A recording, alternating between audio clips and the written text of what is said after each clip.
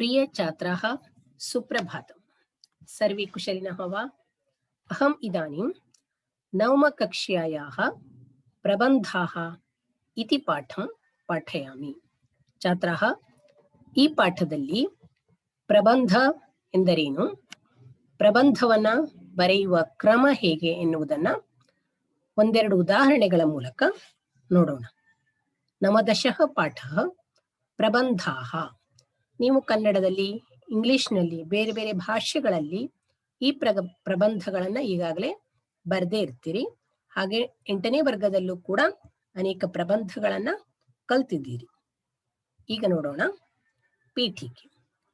ಸರಳೈಃ ಸುಂದರೈಃ ಶಬ್ದೈಃ ನಿರ್ದಿಷ್ಟಂ ವಿಷಯಂ ಅಧಿಕೃತ್ಯ ವ್ಯವಸ್ಥಿತ ರೂಪೇಣ ರಚಿತಃ ವಾಕ್ಯ ಸಮೂಹಃ एव प्रबन्धः. प्रबन्ध रचनायाः पूर्वं दत्तविषयम् अधिकृत्य सम्यक् चिन्तनीयम्. प्रबन्धे सामान्यतः प्रस्तावना, विषयविवरणम्, उपसंहारः इति त्रयः भागाः भवन्ति. भाषायाः शैली सरला मधुरा च भवेत्. अत्र केचन प्रबन्धाः दीयन्ते. तं क्रमम् अनुसृत्य अन्ये प्रबन्धाः संक्षेपेण लेखनीयाः. ವಿದ್ಯಾರ್ಥಿಗಳೇ, ಪ್ರಬಂಧ ಅಂದ್ರೆ ಏನು? ಎಸ್ಸೆ ಇಂಗ್ಲಿಷ್ನಲ್ಲಿ ಹೇಳ್ತಿರಲ್ಲ. ಸರಳೈಃ ಸುಂದರೈಃ ಶಬ್ದೈಃ, ಸರಳವಾದ ಸುಂದರವಾದ ಶಬ್ದಗಳಿಂದ ನಿರ್ದಿಷ್ಟಂ ವಿಷಯಂ ಅಧಿಕೃತ್ಯ, ಯಾವುದಾದ್ರೂ ಒಂದು ನಿರ್ದಿಷ್ಟವಾದ ವಿಷಯದ ಕುರಿತು ವ್ಯವಸ್ಥಿತ ರೂಪೇಣ, ವ್ಯವಸ್ಥಿತವಾಗಿ ರಚಿತಃ ವಾಕ್ಯ ಸಮೂಹ, ರಚಿತವಾದಂತಹ ಬರೆಯಲ್ಪಟ್ಟಂತಹ ವಾಕ್ಯ ಸಮೂಹಗಳೇ ಪ್ರಬಂಧಗಳು. ಪ್ರಬಂಧ ಸರಳ ಸುಂದರವಾದ ಶಬ್ದಗಳಿಂದ ಕೂಡಿದ ವಾಕ್ಯ ಸಮೂಹ ಆಗಿರಬೇಕು. ನಮಗೆ ಕೊಟ್ಟಂತಹ ವಿಷಯದ ಕುರಿತಾಗಿ ಇರಬೇಕು. ಆ ವಿಷಯಗಳನ್ನ ವ್ಯವಸ್ಥಿತವಾಗಿ ನಿರೂಪಿಸಿರಬೇಕು. ಪ್ರಬಂಧ ರಚನಾಯಾಹ ಪೂರ್ವಂ, ಪ್ರಬಂಧ ಬರೆಯುವ ಪೂರ್ವದಲ್ಲಿ ಯಾವುದಾದ್ರೂ ಒಂದು ವಿಷಯ ಕೊಟ್ಟರು ಅಂದ ತಕ್ಷಣ ಪ್ರಬಂಧ ಬರೆಯಲಿಕ್ಕೆ ಸ್ಟಾರ್ಟ್ ಮಾಡೋದಲ್ಲ. ಪ್ರಬಂಧ ಬರೆಯುವ ಪೂರ್ವದಲ್ಲಿ ನಾವೇನ್ ಮಾಡ್ಬೇಕು? ದತ್ತ ವಿಷಯಂ ಅಧಿಕೃತ್ಯ, ಕೊಟ್ಟಂತಹ ವಿಷಯವನ್ನು ಕುರಿತು ಸಮ್ಯಕ್ ಚಿಂತನೀಯಂ, ಸರಿಯಾಗಿ ಯೋಚಿಸಬೇಕು, ಆಲೋಚಿಸಬೇಕು. ಒಂದು ವಿಷಯ ಕೊಟ್ರೆ, ಉದಾಹರಣೆಗೆ ಪರಿಸರ, ಈ ಪರಿಸರ ವಿಷಯಕ್ಕೆ ಸಂಬಂಧಪಟ್ಟಂಗೆ ಯಾವ ವಿಷಯಗಳನ್ನ ನಾವು ಬರಿಬೇಕು, ಹೇಗೆ ಬರಿಬೇಕು, ಕ್ರಮಬದ್ಧವಾಗಿ ಹೇಗೆ ಬರಿಬೇಕು ಎಂಬುದನ್ನೆಲ್ಲ ವಿಚಾರಿಸಬೇಕು. ಬೇರೆ ಬೇರೆ ಪುಸ್ತಕಗಳನ್ನ ಆಶ್ರಯಿಸಿ ಆಕರಿಸಿ ಏನ್ ಮಾಡ್ಬೇಕು? ವಿಷಯಗಳನ್ನ ಮೊದಲು ಸಂಗ್ರಹ ಮಾಡಬೇಕು. ಆ ನಂತರ ಕೊಟ್ಟಂತಹ ವಿಷಯದ ಕುರಿತು ನಾವು ಪ್ರಬಂಧವನ್ನ ಬರಿಬೇಕು. ಪ್ರಬಂಧೆ ಸಾಮಾನ್ಯತಃ, ಪ್ರಬಂಧದಲ್ಲಿ ಸಾಮಾನ್ಯವಾಗಿ 3 ಭಾಗಗಳಿರ್ತವೆ. ಮೊದಲನೇದು ಪ್ರಸ್ತಾವನೆ. ಪ್ರಸ್ತಾವನೆ ಅಥವಾ ಪೀಠಿಕೆ. ಕೊಟ್ಟಂತ ವಿಷಯಕ್ಕೆ ಹೋಗಿ ಮುಟ್ಟಬೇಕು. ನಾವು ಕೊಟ್ಟಂತ ವಿಷಯವನ್ನು ಹೋಗಿ ಮುಟ್ಟಕ್ಕಿಂತ ಮುಂಚೆನೆ ಅದರ ಬಗ್ಗೆ ಬರೆಯೋದಲ್ಲ. ಪ್ರಸ್ತಾವನೆ, ಪೀಠಿಕೆ. ಆನಂತರ ಕೊಟ್ಟಂತ ವಿಷಯದ ವಿವರಣೆ ಆಗ್ಬೇಕು. ಆನಂತರ ಒಂದು ಕನ್ಕ್ಲೂಷನ್, ಒಂದು ನಿರ್ಣಯಕ್ಕೆ ಬರಬೇಕು. ಉಪಸಂಹಾರ ಇತಿ ತ್ರಯಃ ಭಾಗಾಃ ಭವಂತಿ. ಪ್ರಬಂಧದಲ್ಲಿ ಸಾಮಾನ್ಯವಾಗಿ ಪ್ರಸ್ತಾವನೆ ಅಥವಾ ಪೀಠಿಕೆ, ವಿಷಯ ವಿವರಣೆ, ಉಪಸಂಹಾರ ಎಂಬ 3 ಭಾಗಗಳಿವೆ. ಭಾಷಾಯಾಹ ಶೈಲಿ ಸರಳ ಮಧುರ ಚ ಭವೇತ್. ನಾವು ಬರೆಯುವಂತಹ ಪ್ರಬಂಧದ ಶೈಲಿ, ಆ ಭಾಷೆಯ ಶೈಲಿ ಆಗಿರ್ಬೇಕು, ಸರಳವೂ ಮಧುರವೂ ಆಗಿರ್ಬೇಕು. ಓದುವವರಿಗೆ ಸರಿಯಾಗಿ ಅರ್ಥ ಆಗುವಂತಿರ್ಬೇಕು. ನಮಗೆ ಎಷ್ಟೆಲ್ಲ ವಿಷಯಗಳು ಗೊತ್ತಿದ್ದಾವೆ, ಶಬ್ದಗಳು ಗೊತ್ತಿದ್ದಾವೆ ಅಂದ್ಕೊಂಡು ಕಠಿಣವಾದ ಶೈಲಿಯನ್ನ ನಾವು ಬಳಕೆ ಮಾಡಬಾರದು. ಅದು ಓದಲಿಕ್ಕೆ ಸರಳವಾಗಿರ್ಬೇಕು, ಅರ್ಥ ಮಾಡ್ಕೊಳ್ಳಿಕ್ಕೂ ಸರಳವಾಗಿರ್ಬೇಕು, ಮಧುರವೂ ಆಗಿರ್ಬೇಕು. ಅತ್ರ ಕೇಚನ ಪ್ರಬಂಧಾಃ ದೀಯಂತೆ. ಇಲ್ಲಿ ಕೆಲವು ಪ್ರಬಂಧಗಳನ್ನ ನಿಮಗೆ ಅಭ್ಯಾಸಕ್ಕಾಗಿ ಕೊಟ್ಟಿದ್ದಾರೆ. ತಮ್ ಕ್ರಮಂ ಅನುಸೃತ್ಯ, ಆ ಪ್ರಬಂಧವನ್ನು ಬರೆದಂತಹ ಕ್ರಮವನ್ನು ಅನುಸರಿಸಿ ಅನ್ಯೇ ಪ್ರಬಂಧ ಸಂಕ್ಷೇಪೇಣ ಲೇಖನೀಯ, ಉಳಿದಂತಹ ಪ್ರಬಂಧಗಳನ್ನ, ಅಲ್ಲಿ ಕೊಟ್ಟಿರುವ ಉಳಿದಂತಹ ಪ್ರಬಂಧಗಳನ್ನ ನೀವು ಸಂಕ್ಷಿಪ್ತವಾಗಿ ಬರೆಯಬೇಕು. ಉದಾಹರಣಾರ್ಥಕವಾಗಿ 2-3 ಪ್ರಬಂಧಗಳನ್ನ ಇಲ್ಲಿ ಕೊಟ್ಟಿದ್ದಾರೆ. ಅವುಗಳನ್ನ ನೋಡೋಣ. ಮೊದಲನೇದು ಸ್ವಾತಂತ್ರ್ಯೋತ್ಸವ. ಭಾರತದೇಶೆ ಅನೇಕೆ ಉತ್ಸವಾः ಸಮನುಷ್ಠೀಯಂತೆ. ಉತ್ಸವೇಷು ಪ್ರಕಾರದ್ವಯಮಸ್ತಿ. ते च राष्ट्रीयाः धार्मिकाश्च. राष्ट्रीयोत्सवेषु स्वातन्त्र्योत्सवः अपि अन्यतमः. अस्माकं राष्ट्रं भारतं क्रिस्तशक 1740-1900 वर्षे ಆಗಸ್ಟ್ ಮಾಸಸ್ಯ 15 ದಿನಾಂಕೆ ಆಂಗ್ಲಶಾಸನಾತ್ ವಿಮೋಚನಂ ಪ್ರಾಪ್ಯ ಸ್ವತಂತ್ರಂ ಅಭವತ್. ಅಸ್ಯ ಸ್ವಾತಂತ್ರ್ಯ ದಿನಸ್ಯ ಸ್ಮರಣಾರ್ಥಂ ವಯಂ ಪ್ರತಿವರ್ಷಂ ಆಗಸ್ಟ್ ಮಾಸಸ್ಯ 15 ದಿನಾಂಕೆ ಏನಂ ಉತ್ಸವಂ ವೈಭವೇನ ಸಶ್ರದ್ಧಂ ಆಚರಾಮಃ. ನೋಡಿ, ಮೊದಲನೇ ಪ್ರಬಂಧ ಸ್ವಾತಂತ್ರ್ಯೋತ್ಸವ. ಸ್ವಾತಂತ್ರ್ಯೋತ್ಸವನ ನಾವು ಪ್ರತಿ ವರ್ಷ ಆಚರಣೆ ಮಾಡ್ತೇವಲ್ಲ, ಅದರ ಕುರಿತಾಗಿ ಒಂದು 8-10 ವಾಕ್ಯಗಳಲ್ಲಿ ಪ್ರಬಂಧವನ್ನ ಬರೆಯುವಂತದ್ದು. ನೋಡಿ, ಇಲ್ಲಿ ಮೊದಲು 2 ವಾಕ್ಯ ಬರೆದಿದ್ದಾರಲ್ಲ, 2 ಅಲ್ಲ 3-4 ವಾಕ್ಯಗಳು ಬರೆದಿದ್ದಲ್ಲ, ಇದು ಪ್ರಸ್ತಾವನೆ. ವಿಷಯಕ್ಕೆ, ಈ ಸ್ವಾತಂತ್ರ್ಯೋತ್ಸವ ವಿಷಯಕ್ಕೆ ಬಂದು ತಲುಪುವಂತಹ ಬಗೆ, ಪೀಠಿಕೆ, ಪ್ರಸ್ತಾವನೆ ಏನ್ ಬರೆದಿದ್ದಾರೆ ನೋಡಿ. ಭಾರತ ದೇಶೆ ಅನೇಕೆ ಉತ್ಸವಾಹ ಸಮನುಷ್ಠೀಯಂತೆ. ಭಾರತ ದೇಶದಲ್ಲಿ ನಾವು ಅನೇಕ ಉತ್ಸವಗಳನ್ನ ಆಚರಿಸುತ್ತೇವೆ. ಉತ್ಸವೇಶು ಪ್ರಕಾರದ್ವಯಮಸ್ತಿ. ಉತ್ಸವಗಳಲ್ಲಿ ಎಷ್ಟು ಪ್ರಕಾರ? 2. ಯಾವ್ಯಾವುದು? ತೇ ಚ ರಾಷ್ಟ್ರೀಯಾಃ ಧಾರ್ಮಿಕಾಃ ಚ. ಉತ್ಸವಾಃ ರಾಷ್ಟ್ರೀಯಾಃ ಧಾರ್ಮಿಕಾಃ. ರಾಷ್ಟ್ರೀಯ ಉತ್ಸವಗಳು, ಧಾರ್ಮಿಕ ಉತ್ಸವಗಳು. ರಾಷ್ಟ್ರೀಯ ಉತ್ಸವಗಳು ಅಂದ್ರೆ ಯಾವುದೇ ಜಾತಿ ಮತ ಪಂಥಗಳ ಭೇದ ಭಾವವಿಲ್ಲದೆ ರಾಷ್ಟ್ರದ ಜನರೆಲ್ಲರೂ ಸೇರಿ ಆಚರಿಸುವಂತಹ ಹಬ್ಬ ರಾಷ್ಟ್ರೀಯ ಹಬ್ಬ. ಧಾರ್ಮಿಕ ಹಬ್ಬ ಅಂದ್ರೆ ಆ ಧರ್ಮದವರು ತಮ್ಮ ಧರ್ಮಕ್ಕೆ ಸಂಬಂಧಪಟ್ಟಂತಹ ಹಬ್ಬಗಳನ್ನ, ಉತ್ಸವಗಳನ್ನ ಆಚರಿಸುವಂತಹದ್ದು. ನೋಡಿ, ಇಲ್ಲಿ ರಾಷ್ಟ್ರೀಯ ಹಬ್ಬಗಳು ಸ್ವಾತಂತ್ರ್ಯೋತ್ಸವ, ಪ್ರಜಾರಾಜ್ಯೋತ್ಸವ, ಇವೆಲ್ಲ ಧರ್ಮದವರು ಆಚರಣೆ ಮಾಡ್ತವೆ. ಧಾರ್ಮಿಕ ಅಂದ್ರೆ ಹಿಂದೂಗಳು ಬೇರೆ, ಮುಸ್ಲಿಮರ ಬೇರೆ, ಕ್ರಿಶ್ಚಿಯನ್ರು, ಬೌದ್ಧರು, ಬೇರೆ ಬೇರೆ ಧರ್ಮದವರು ಅವರ ಧರ್ಮಕ್ಕೆ ಅನುಸಾರವಾಗಿ ಬೇರೆ ಬೇರೆ ಉತ್ಸವಗಳನ್ನ ಆಚರಣೆ ಮಾಡ್ತಾರೆ. ಇಲ್ಲಿ ಹೇಳಿರುವಂತಹದ್ದು ರಾಷ್ಟ್ರೀಯೋತ್ಸವೇಶು ಸ್ವಾತಂತ್ರ್ಯೋತ್ಸವ ಅಪಿ ಅನ್ಯತಮಃ. ರಾಷ್ಟ್ರೀಯ ಉತ್ಸವಗಳಲ್ಲಿ ಸ್ವಾತಂತ್ರ್ಯೋತ್ಸವವು ಕೂಡ ಒಂದು. ನಾವು ಅನೇಕ ರಾಷ್ಟ್ರೀಯ ಉತ್ಸವಗಳನ್ನ ಆಚರಣೆ ಮಾಡ್ತೇವೆ. ಅದರಲ್ಲಿ ಸ್ವಾತಂತ್ರ್ಯೋತ್ಸವ ಕೂಡ ಒಂದು. ಇದನ್ನ ರಾಷ್ಟ್ರದ ತುಂಬ ಎಲ್ಲ ಧರ್ಮದವರು, ಜಾತಿಯವರು ಆಚರಣೆ ಮಾಡ್ತಾರೆ. ಅದರಲ್ಲಿ ಯಾವುದೇ ಭೇದ ಭಾವ ಇಲ್ಲ. ಇದು ಪೀಠಿಕೆ ಅಥವಾ ಪ್ರಸ್ತಾವನೆ. ಆನಂತರ ವಿಷಯ ವಿವರಣೆ. ಅಸ್ಮಾಕಂ ರಾಷ್ಟ್ರಂ ಭಾರತಂ. ನಮ್ಮ ರಾಷ್ಟ್ರವಾದ ಭಾರತವು ಕ್ರಿಸ್ತ ಶಕ 1740-1900 ವರ್ಷೆ 1947 ವರ್ಷ ಇಸ್ವಿ ಆಗಸ್ಟ್ ಮಾಸಸ್ಯ 15 ದಿನಾಂಕೆ ಆಗಸ್ಟ್ ತಿಂಗಳಿನ 15ನೇ ದಿನಾಂಕದಂದು ಆಂಗ್ಲ ಶಾಸನಾತ್ ವಿಮೋಚನಂ ಪ್ರಾಪ್ಯ. ಆಂಗ್ಲರ ಆಳ್ವಿಕೆಯಿಂದ ವಿಮೋಚನೆಯನ್ನ, ಬಿಡುಗಡೆಯನ್ನ ಪಡೆದು ಸ್ವತಂತ್ರಂ ಅಭವತ್, ಸ್ವತಂತ್ರವಾಯಿತು. ನಮ್ಮ ದೇಶ 1947 ಆಗಸ್ಟ್ 15ರಂದು ಸ್ವತಂತ್ರವಾಯಿತು. ಅಸ್ಯ ಸ್ವಾತಂತ್ರ್ಯ ದಿನಸ್ಯ ಸ್ಮರಣಾರ್ಥಂ. ಈ ಸ್ವಾತಂತ್ರ್ಯ ದಿನದ, ನಮಗೆ ಸ್ವಾತಂತ್ರ್ಯ ಸಿಕ್ಕಿರುವ ಸ್ಮರಣೆಗಾಗಿ ವಯಂ ಪ್ರತಿವರ್ಷಂ, ನಾವು ಪ್ರತಿ ವರ್ಷ ಆಗಸ್ಟ್ ಮಾಸಸ್ಯ 15 ದಿನಾಂಕೆ, ಆಗಸ್ಟ್ ಮಾಸದ 15ನೇ ತಾರೀಖನ್ನ ಏನಂ ಉತ್ಸವಂ ವೈಭವೇನ, ಈ ಉತ್ಸವವನ್ನ, ಸ್ವಾತಂತ್ರ್ಯೋತ್ಸವವನ್ನ ವೈಭವನಿಂದ, ಶ್ರದ್ಧೆಯಿಂದ ಆಚರಿಸುತ್ತೇವೆ. ನಾವು ಪ್ರತಿ ವರ್ಷ ಆಗಸ್ಟ್ 15ರಂದು ಸ್ವಾತಂತ್ರ್ಯೋತ್ಸವನ್ನ ವೈಭವದಿಂದ ಮತ್ತು ಶ್ರದ್ಧೆಯಿಂದ ಆಚರಿಸ್ತೇವೆ. ಏನೇನ್ ಮಾಡ್ತೇವೆ ಆ ದಿನ? ಅಸ್ಮಿನ್ ದಿನೇ ದೇಶೆ ಸರ್ವತ್ರ ವಿವಿಧ ಕಾರ್ಯಾಲಯೇಷು ಶಾಲಾಸು ಮಹಾವಿದ್ಯಾಲಯೇಷು ಪ್ರಾತಃ ಏವ ರಾಷ್ಟ್ರೀಯ ತ್ರಿವರ್ಣಧ್ವಜಸ್ಯ ಆರೋಹಣಂ ಕೃತ್ವಾ ರಾಷ್ಟ್ರಗೀತಸ್ಯ ಗಾಯನೇನ ರಾಷ್ಟ್ರಂ ಪ್ರತಿ ಭಕ್ತಿಂ ಗೌರವಂ ಚ ಪ್ರದರ್ಶಯಂತಿ. अस्मिन् कार्यक्रमे समस्त भारतीयाः विविध क्षेत्रस्य उद्योगिनः, छात्राः, अध्यापकाः, अधिकारिणः, जनप्रतिनिधयः भागं वहन्ति.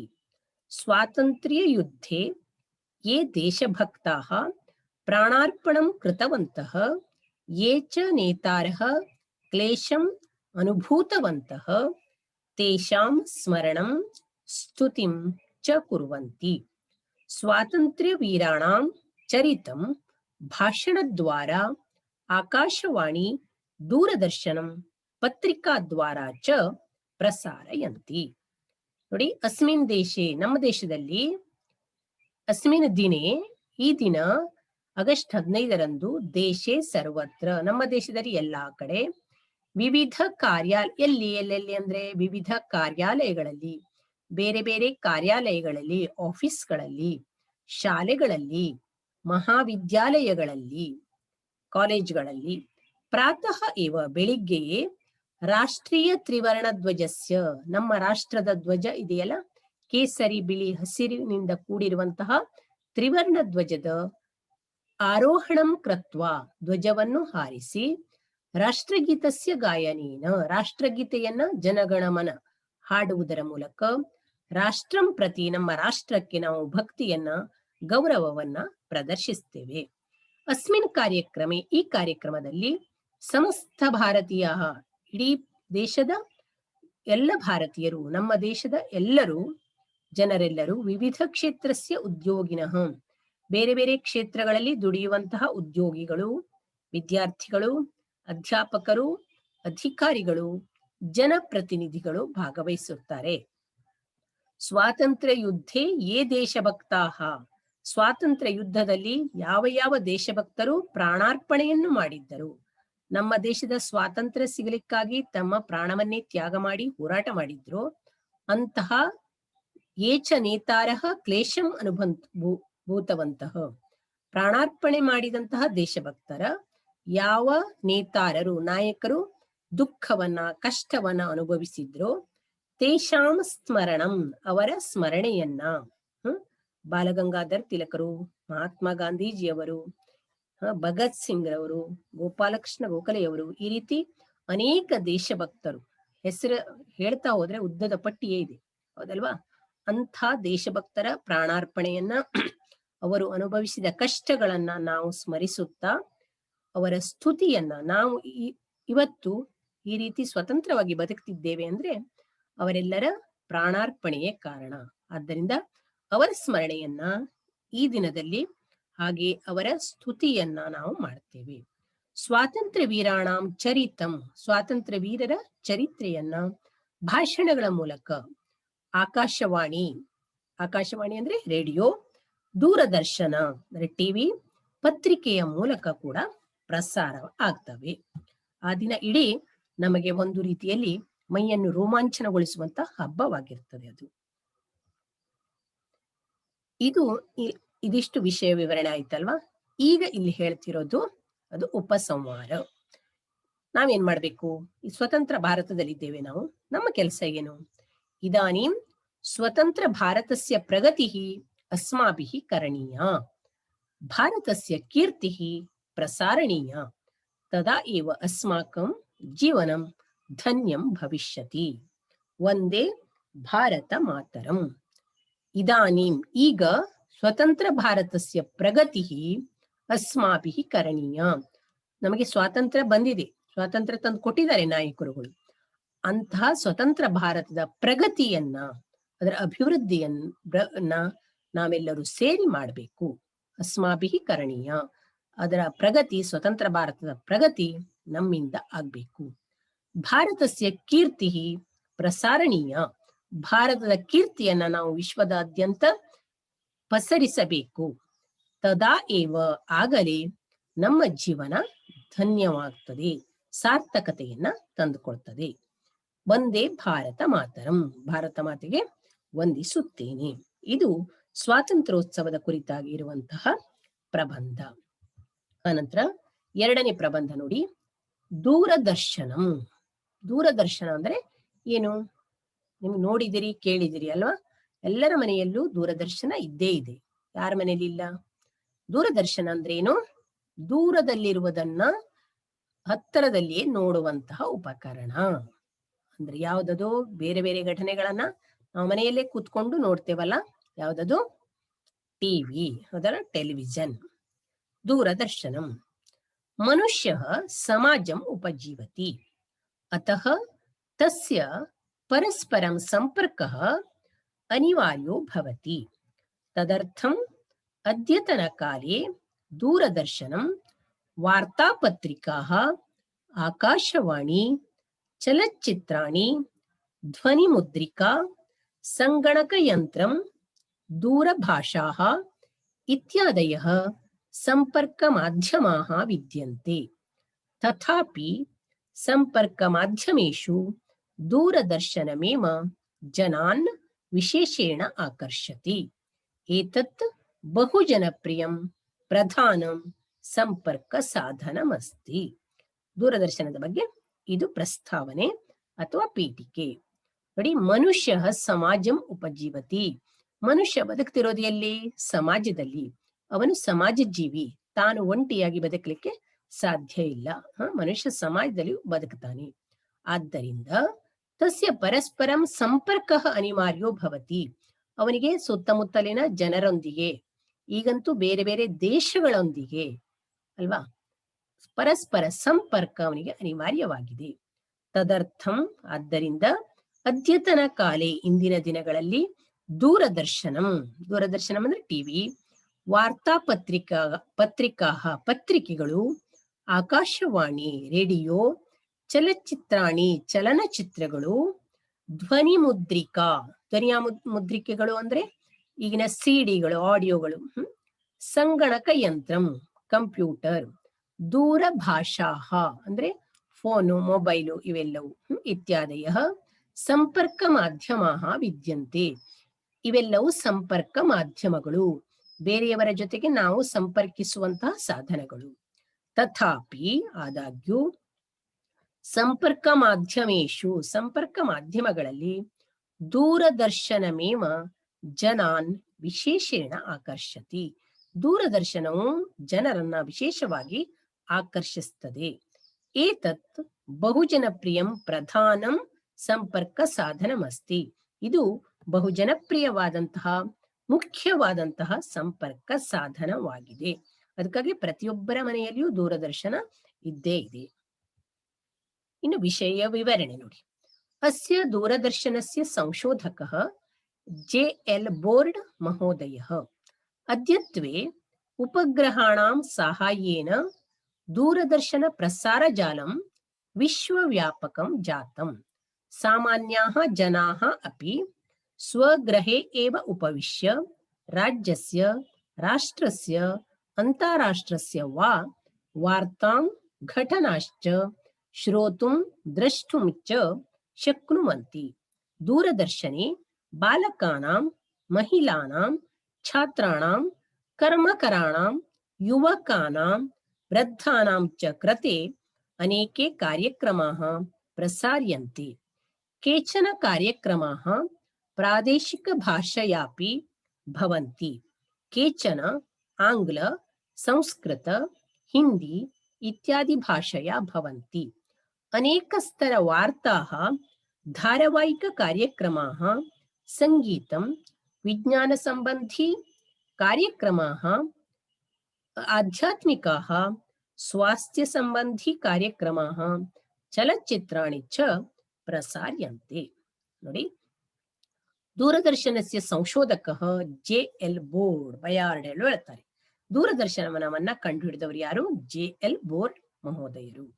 ಅದ್ಯತ್ವೆ ಉಪಗ್ರಹಾಣಾಂ ಸಹಾಯೇನ, ಇಂದಿನ ದಿನಗಳಲ್ಲಿ ನಾವು ಕೃತಕ ಉಪಗ್ರಹಗಳನ್ನ ಹಾರಿಸಿಬಿಟ್ಟಿದ್ದೇವಲ್ಲ, ಆ ಉಪಗ್ರಹಗಳ ಸಹಾಯದಿಂದ ದೂರದರ್ಶನ ಪ್ರಸಾರ ಜಾಲಂ ವಿಶ್ವವ್ಯಾಪಕಂ ಜಾತಂ. ದೂರದರ್ಶನದ ಪ್ರಸಾರ ಜಾಲ ವಿಶ್ವವ್ಯಾಪಕವಾಗಿದೆ. ಸಾಮಾನ್ಯಾಃ ಜನಾಃ ಅಪಿ, ಸಾಮಾನ್ಯ ಜನರು ಸಹ ಸ್ವಗೃಹೇ ಏವ ಉಪವಿಶ್ಯ, ತಮ್ಮ ಮನೆಯಲ್ಲೇ ಕುಳಿತುಕೊಂಡು ರಾಜ್ಯದ, ರಾಷ್ಟ್ರದ, ಅಂತಾರಾಷ್ಟ್ರದ ವಾರ್ತೆಯನ್ನ, ಘಟನೆಯನ್ನ ನೋಡಲಿಕ್ಕೆ, ಕೇಳಲಿಕ್ಕೆ ಸಾಧ್ಯವಾಗ್ತದೆ. ದೂರದರ್ಶನದಲ್ಲಿ ಬಾಲಕರ, ಮಹಿಳೆಯರ, ವಿದ್ಯಾರ್ಥಿಗಳಿಗೆ, ಕೆಲಸ ಮಾಡುವವರಿಗೆ, ರೈತರಿಗೆ, ಯುವಕರಿಗೆ, ವೃದ್ಧರಿಗೆ ಕುರಿತಾಗಿ ಅನೇಕ ಕಾರ್ಯಕ್ರಮಗಳು ಪ್ರಸಾರವಾಗ್ತದೆ. ಹಿಂದೆ ಚಂದನ ಟಿವಿ ಮತ್ತೆ DD1 ಅದು ಮಾತ್ರ ಇತ್ತು. ಈಗ ಬೇರೆ ಬೇರೆ ಭಾಷೆಗಳಿಗೆ ಬೇರೆ ಬೇರೆ ಚಾನೆಲ್ಗಳು ಎಷ್ಟಿದೆ ಹೇಳಲಿಕ್ಕೆ ಸಾಧ್ಯ ಇಲ್ಲ, ಅಷ್ಟು ಇದೆ. ಎಲ್ಲರಿಗೂ ಸಂಬಂಧಪಟ್ಟಂತ ವಿವಿಧ ಕಾರ್ಯಕ್ರಮಗಳು ಪ್ರಸಾರವಾಗ್ತವೆ. ಈ ವಿದ್ಯಾರ್ಥಿಗಳಿಗೆ ಚಂದನ ವಾಹಿನಿಯಲ್ಲಿ ಪಾಠಗಳು ಕೂಡ ಪ್ರಸಾರ ಆಗ್ತಾ ಇದೆ ಈಗಿನ ಕೋವಿಡ್ ಪರಿಸ್ಥಿತಿಯಲ್ಲಿ, ಹೌದಲ್ವಾ? ಅದರ ಪ್ರಯೋಜನವನ್ನ ನಾವೆಲ್ಲರೂ ಪಡೆದುಕೊಳ್ಬೇಕಾಗಿದೆ. ಕೇಚನ ಕಾರ್ಯಕ್ರಮ, ಕೆಲವು ಕಾರ್ಯಕ್ರಮಗಳು ಪ್ರಾದೇಶಿಕ ಭಾಷೆಯಾಪಿ ಭವಂತಿ. ಹಿಂದೆ ಹಿಂದಿಯ ಚಾನೆಲ್ ಒಂದೇ ಇದ್ದಾಗ ಪ್ರಾದೇಶಿಕ ಭಾಷೆಗಳಲ್ಲೂ ಕೂಡ ಪ್ರಸಾರ ಆಗ್ತಿದ್ದು, ಈಗ ಅವುಗಳಿಗೆ ಬೇರೆ ಬೇರೆ ಪ್ರಾದೇಶಿಕ ಭಾಷೆಗಳಿಗೆ ಬೇರೆ ಬೇರೆ ಚಾನೆಲ್ಗಳು ಇದ್ದಾವೆ. ಕೆಲವು ಆಂಗ್ಲ, ಸಂಸ್ಕೃತ, ಹಿಂದಿ ಮುಂತಾದ ಭಾಷೆಗಳಲ್ಲಿ ಇರ್ತವೆ. ಅನೇಕ ಸ್ತರ ವಾರ್ತೆಗಳಿಗೆ ಸಂಬಂಧಪಟ್ಟ ಹಾಗೆ ಬೇರೆ ಬೇರೆ ಚಾನೆಲ್ಗಳಿದ್ದಾವೆ. ಧಾರಾವಾಹಿಕ ಧಾರಾವಾಹಿಗಳು, ಸಂಗೀತ, ವಿಜ್ಞಾನಕ್ಕೆ ಸಂಬಂಧಿಸಿದಂತಹ ಕಾರ್ಯಕ್ರಮಗಳು, ಆಧ್ಯಾತ್ಮಿಕ, ಆರೋಗ್ಯ, ಸ್ವಾಸ್ಥ್ಯ ಅಂದ್ರೆ ಆರೋಗ್ಯಕ್ಕೆ ಸಂಬಂಧಪಟ್ಟಂತಹ ಕಾರ್ಯಕ್ರಮಗಳು, ಚಲನಚಿತ್ರಗಳು ಕೂಡ ಪ್ರಸಾರವಾಗ್ತದೆ. ನಿಮ್ಗೆ ವಿಷಯ ಬೇಕಾದ್ರೆ ವಿಷಯ ತಿಳ್ಕೊಳ್ಳಿಕ್ಕಾಗ್ತದೆ, ಮನರಂಜನೆ ಬೇಕಾದ್ರೆ ಮನರಂಜನೆಯನ್ನ ಪಡ್ಕೊಳ್ಳಿಕ್ಕೆ ಈ ದೂರದರ್ಶನದಿಂದ ಸಾಧ್ಯವಾಗ್ತದೆ. ಆನಂತರ ಇದು ಉಪಸಂಹಾರ. ಕೊನೆಯಲ್ಲಿ ಕದಾಚಿತ್ ದೂರದರ್ಶನೆ ಪ್ರಸಾರ್ಯಮಾಣಾಃ ಶೃಂಗಾರ ಪ್ರಚುರಾಃ ಹಿಂಸಾ ಬಹುಲಾಶ್ಚ ಕಾರ್ಯಕ್ರಮಾಃ ಮುಗ್ಧ ಬಾಲಕಾನಾಂ ಮನಸಿ ದುಷ್ಪರಿಣಾಮಂ ಜನಯಂತಿ. ತೇನ ಛಾತ್ರಾಣಾಂ ಅಧ್ಯಯನಂ ಕುಂಠಿತಂ ಭವತಿ. ತಥಾಪಿ ರಾಷ್ಟ್ರೀಯ ಭಾವೈಕ್ಯಂ ಸಾಧಯಿತುಂ ಮನೋರಂಜನಾರ್ಥಂ ಬುದ್ಧಿ ವಿಕಾಸಾರ್ಥಂ ಚ ದೂರದರ್ಶನಂ ಸಹಕರೋತಿ ಇತ್ಯತ್ರ ನಾಸ್ತಿ ಸಂಶಯಃ. ನೋಡಿ, ಒಮ್ಮೊಮ್ಮೆ ದೂರದರ್ಶನದಲ್ಲಿ ಪ್ರಸಾರವಾಗುವಂತಹ ಶೃಂಗಾರ ಇದೊಂದು ರಸ, ಹೌದಲ್ವಾ?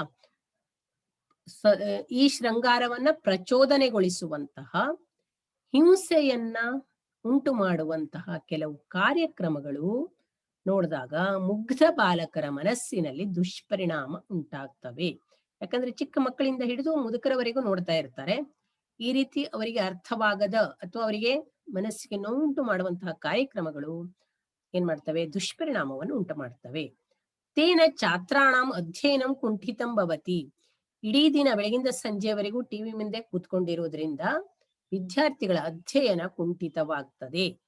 ಆದ್ರಿಂದ ನಮಗೆ ಯಾವ ಕಾರ್ಯಕ್ರಮಗಳು ಬೇಕು, ಯಾವ ಕಾರ್ಯಕ್ರಮಗಳು ಉಪಯೋಗಕ್ಕೆ ಬರ್ತವೆ ಅನ್ನೋದನ್ನ ನೋಡ್ಕೊಂಡು ನಾವು ಅದರ ಪ್ರಯೋಜನವನ್ನ ಪಡ್ಕೊಳ್ಬೇಕು. 24 ಗಂಟೆನೂ ಟಿವಿ ಮುಂದೆ ಕೂತ್ಕೊಂಡು ಏನು ನೋಡ್ತಾ ಇರೋದಲ್ಲ, ಟಿವಿ ಮುಂದೆ ಕೂತ್ಕೊಂಡು ಅಭ್ಯಾಸ ಮಾಡೋದು ಅಲ್ಲ. ಬೇಕಾದ ಕಾರ್ಯಕ್ರಮಗಳನ್ನ ಮಾತ್ರ ಆ ಟೈಮ್ನಲ್ಲಿ ನೋಡ್ಬೇಕು.